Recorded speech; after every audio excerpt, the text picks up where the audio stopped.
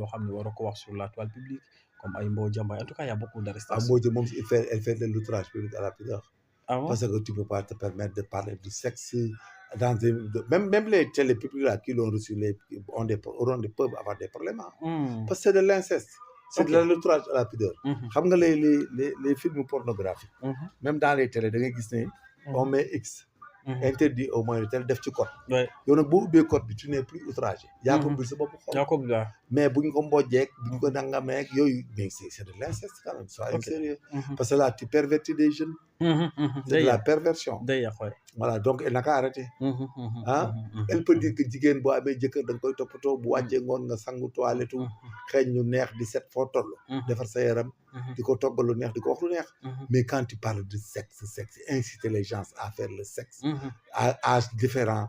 mais Pape Matar a bien fait c'est très bon. Hein.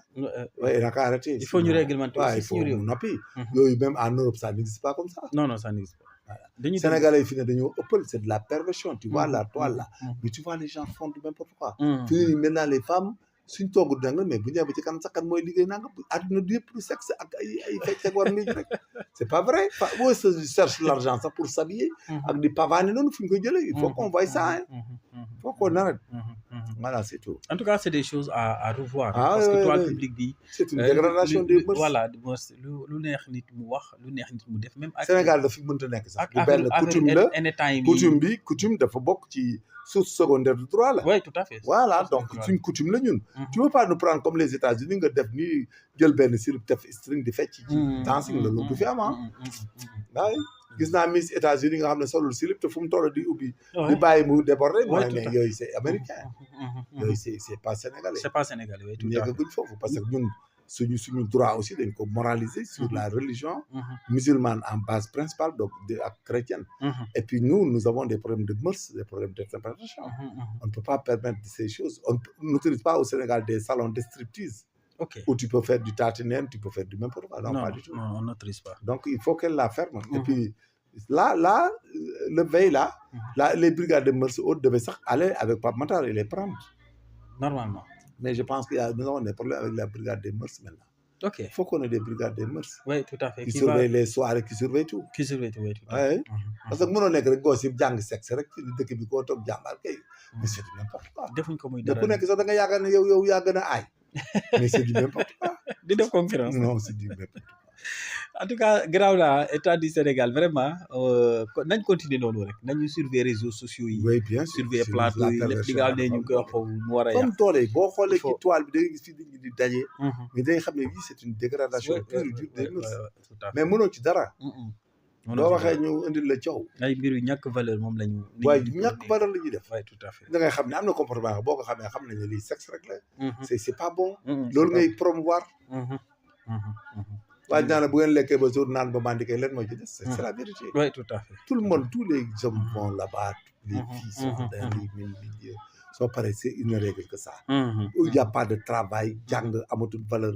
léegi même boo nekkee professeur agrégé ak ay professeur ay scientifique dans tu n'as aucune valeur. universitaire amatul valeur Sénégal. imaginez pays boobu nu muy demee.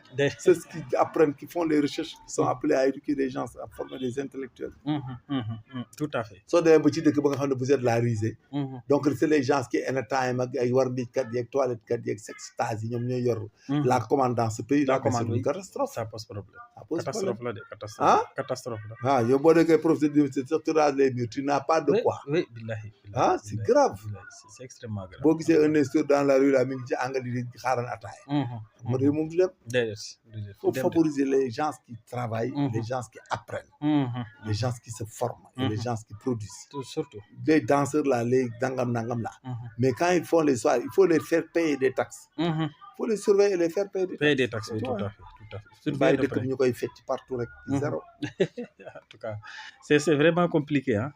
C'est compliqué alors dans la semaine ñu gis ne waa APR ak ses alliés ñu ngi doon tenir un point de presse li ñu gën a kii nag mooy que ne les paroles de Pape Malick Ndour moom nee na Pastef amuñu solution amuñu bilan amuñu xam-xam bu ñu génnee Sénégal ci situation bu ñu nekk fi mu ne nii li ñu seen yéene daal mooy tilimal li fi Macky Sall def est-ce que aussi loolu collé na parfaitement ak initiative bu Pastef.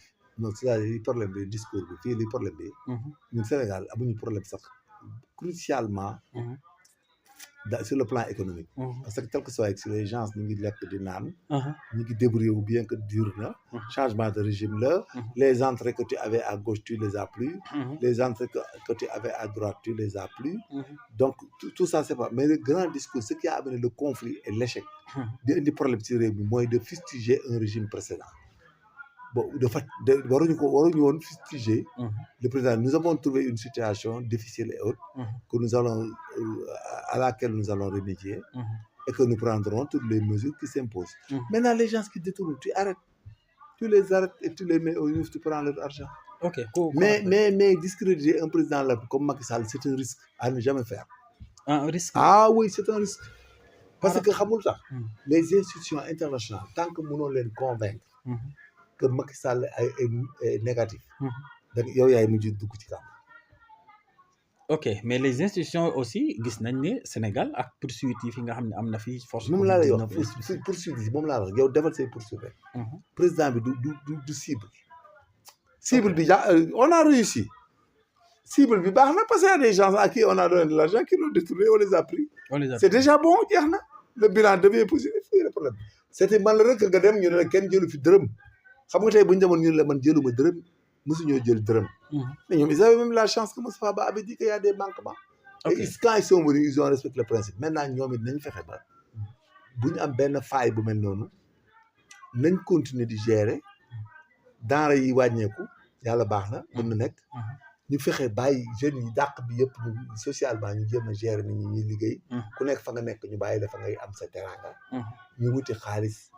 négocier ak tout le monde. et puis essayer de diminuer le discours acerbe la discréditation du dem boo discrédité waa dalee discrédité dégg naa li Pape Malick Ndour di défendre. le problème c'est un problème intellectuel. c'est intelligence boo jël wax waa ji mën na jël intelligence wax la maintenant on dira qui a raison. ok on va se poser ces questions. mais les gens vont se poser la question qui a raison. loolu teg waa ji teggi. mais loolu la dégg naa li Pape di expliquer yëpp ci affaire xaalis beeg. ni mu demee ak même les montants qu'on a empruntés c'est normal il y a les banques qui avaient des problèmes de placement mais les banques vont même acheter les actions c'est une bonne affaire. Oui, tout à fait. Ça va aller très vite. Il y a des gens qui font des placements et qui cherchent des intérêts. Mais ils vont placer leur argent vite fait mais moo tax on a eu 400 quelques milliards au lieu de 150 milliards. 150. mais c'est tant mieux alhamdulilah nañ ci régler lañ ci bëgg a régler. mais fonctionnement la loolu c'est du business. parce que ñi dugal xaalis bi ni mu gaawee c'est pas des particuliers parfois. ok c'est des banques et des institutions de placement. et de financement. Ils mettent rapidement leur argent au lieu d'aller donner de l'argent à une Kandji à qui on achète des cars en Mbacké nangam. mën na daw exploiter cars yi sax nga am moins value.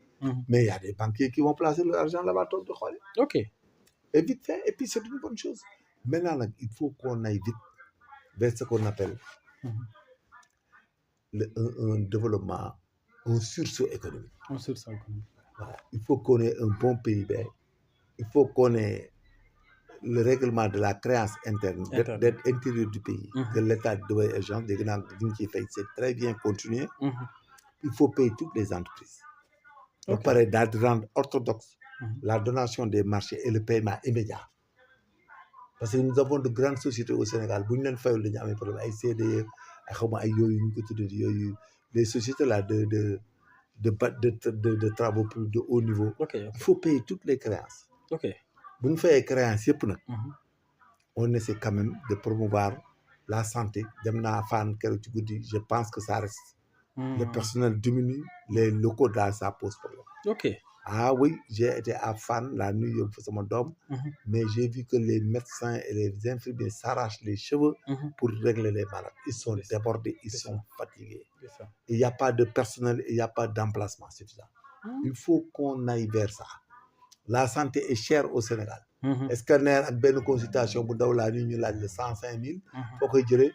Tout ça il faut qu'on veille sur ça. Il faut que le ministre de la santé fasse des audits internes la nuit dem dans les urgences. xool la lenteur. le nombre de médecins. le traitement les difficultés pour faire des scanners des mammographies à l'instant même. et autres radios et autres. les interventions chirurgicales et tout ça il faut évaluer cette rapidité. Ça pose problème dans les hôpitaux. Et que les médecins et les autres là ils sont insuffisants. Il faut en former et en recruter. Sénégal, il faut qu'on recrute des médecins. Il faut qu'on fasse de sorte que les analyses, les scanners, les mammographies et autres ne soient pas très chers. C'est cher. Parce que ay affaire 75 000 80 000 Sénégal fii Sénégalais yi mënuñu ko. ok boo ci boolee ordonnance yu cher yi mënuñu ko. mënuñu ko noonu. Et puis